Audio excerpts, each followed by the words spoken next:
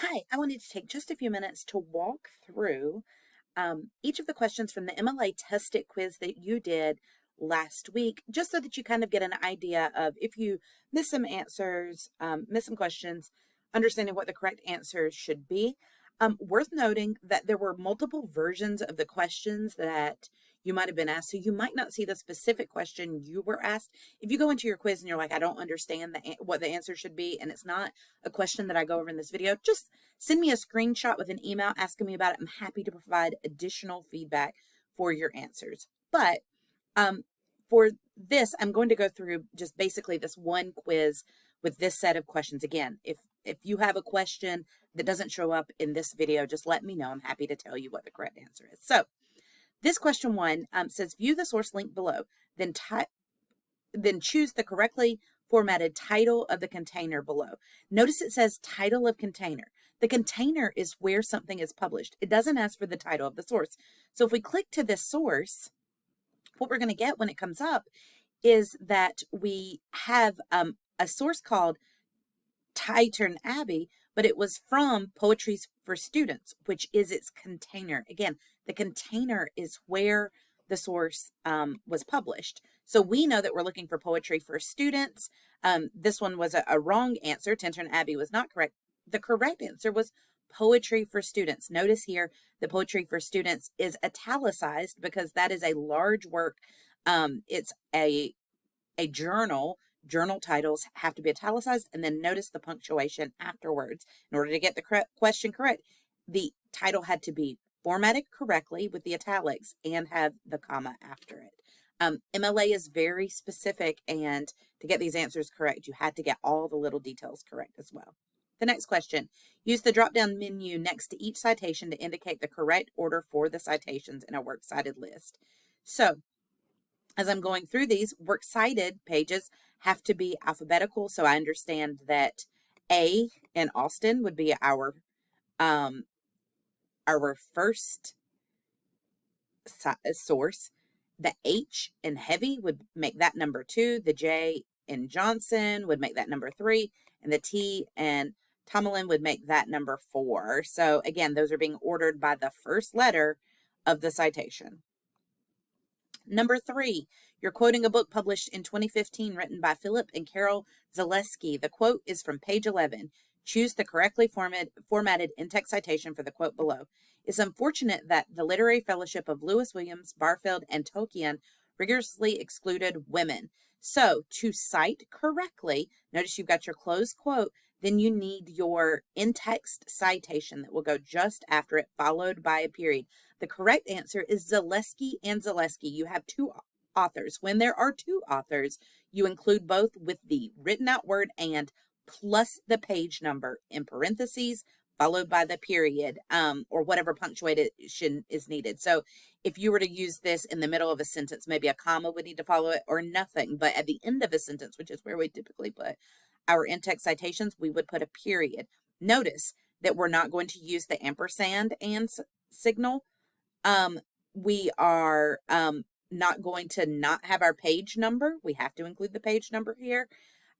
It's not an et al. Et al is used if you have 3 or more writers. And we're also, again, not going to use year number or the P period and the page number. It's simple. It's Zaleski and Zaleski 11. That's what we would use here. If your quote that you were using says Zaleski and Zaleski noted that it is unfortunate to da-da-da-da-da, then your in-text citation at the end would just be 11 in the parentheses. But that's if you've already mentioned the author in your sentence. Number 4. So it says to view the source link, then match the information to its corresponding core element. So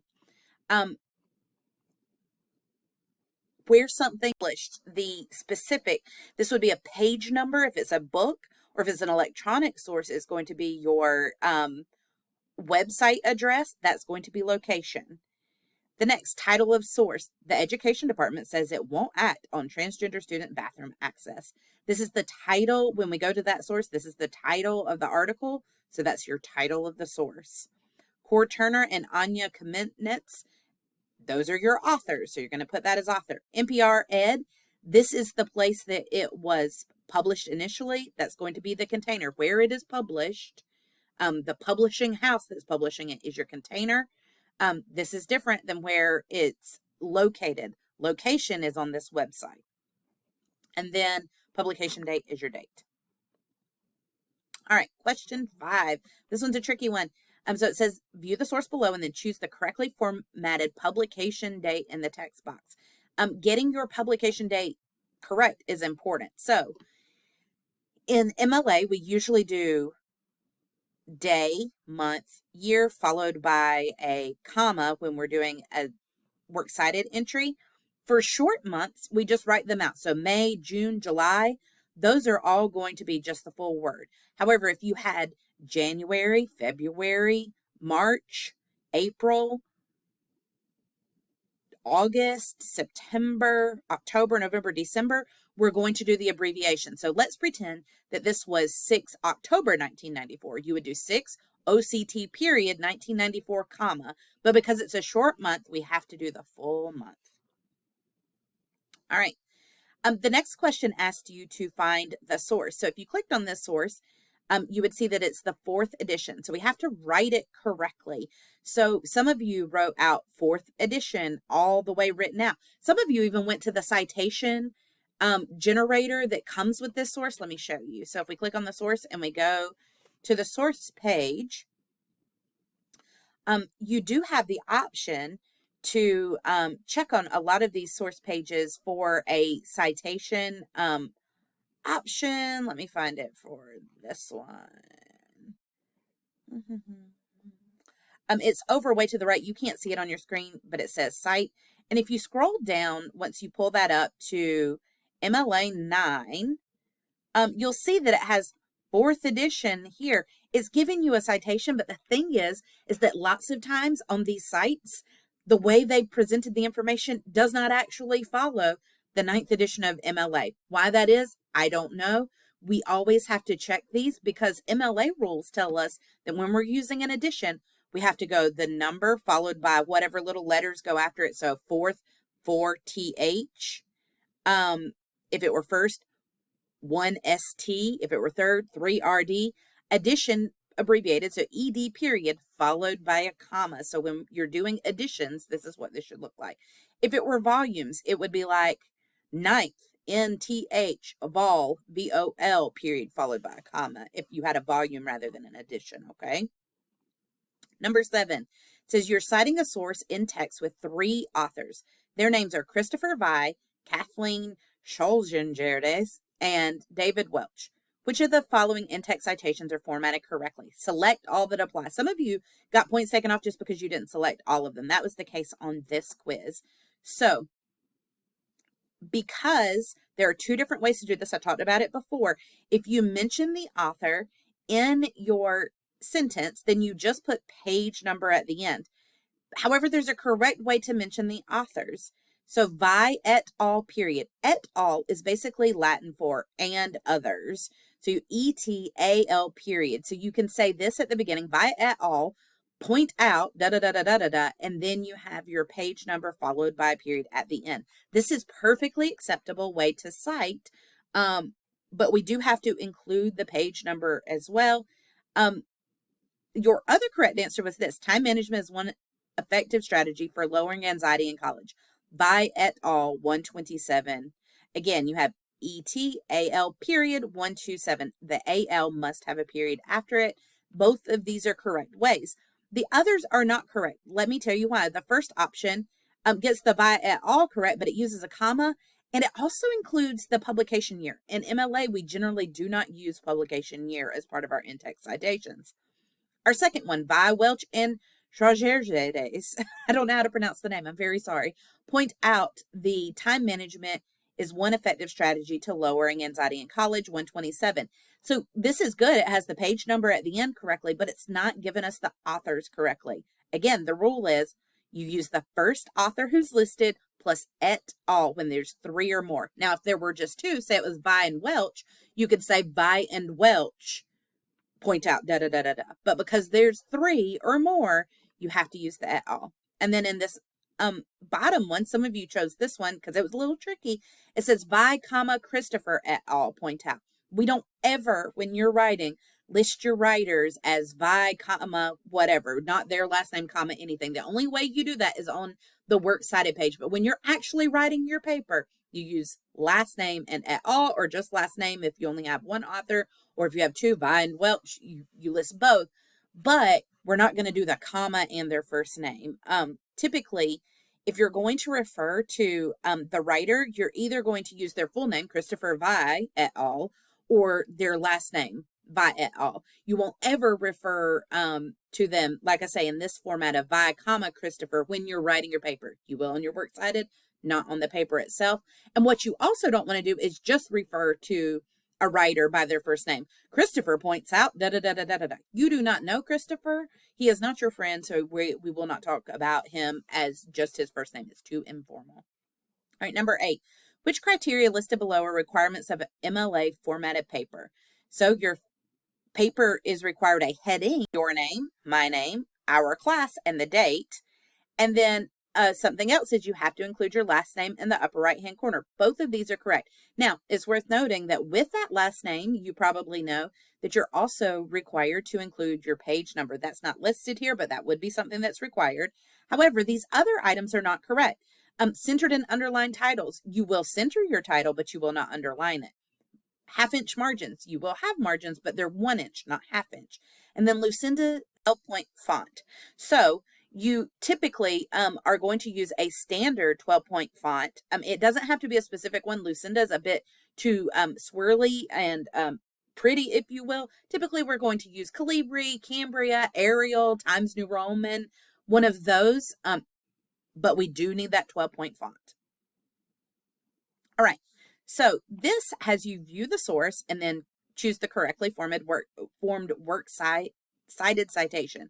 So this requires you really looking one by one to make sure you're choosing the right item. So how I would approach this question, in addition to viewing the source, although I'm not going to view it here because I'm aware of what it looks like, I would just go start eliminating as I'm going through each one. So Wong, comma, R, Ben, period. I can go down through here and I can see I can already eliminate option number 4 because the name is formatted incorrectly. So that's easy to get rid of.